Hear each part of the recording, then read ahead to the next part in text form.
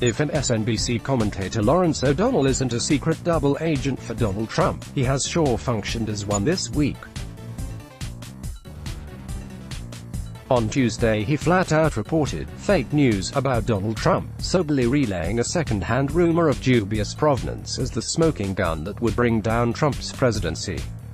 After impeachment fever 2 over liberal Twitter for an entire night, O'Donnell then had to retract the whole thing and apologize on air Wednesday, creating that stopped-clock moment when Trump's unhinged accusations against the press are partly true, or at least can't be convincingly rebutted both.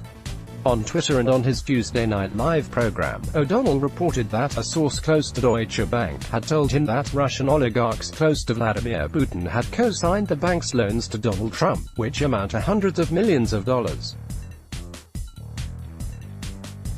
Obviously that would be a huge story, and it was one that spoke directly to the prior beliefs and convictions of the MSNBC audience, that Trump is a criminal, that he is financially entangled with the Russians in some way, and that sooner or later some revelation will break through the wall of lies and denial and bring him down.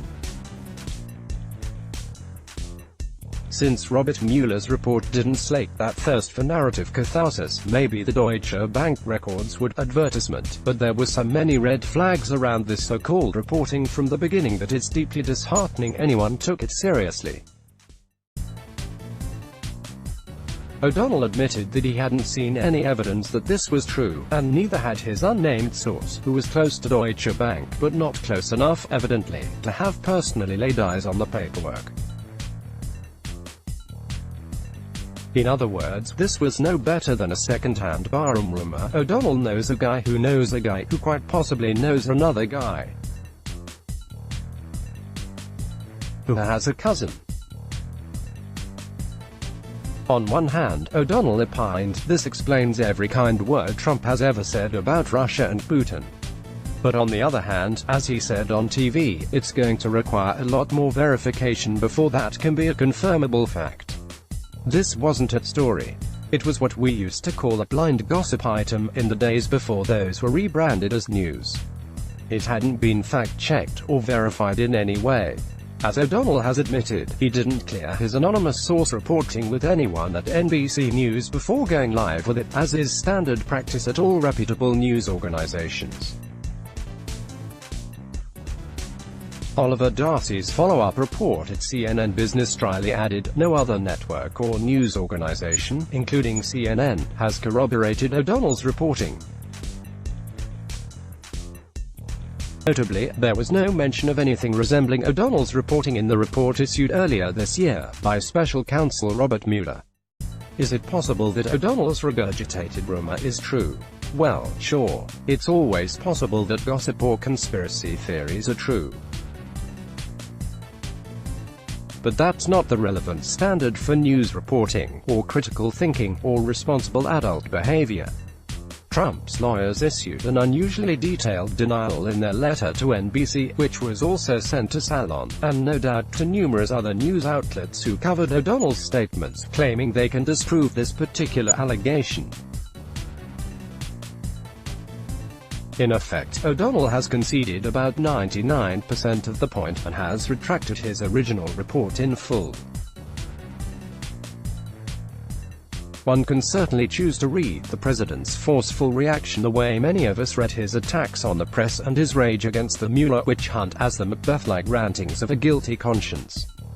But that is interpretation or speculation, however plausible it may appear.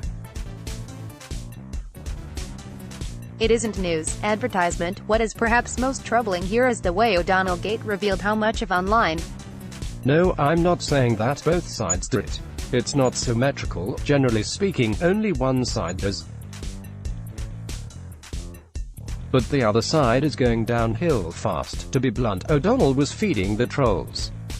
He was reporting vague shreds of scandalous rumor not because he believed it, he obviously had no idea, but because he knew his audience was primed to believe it, and would embrace it and amplify it many times over while he washed his hands.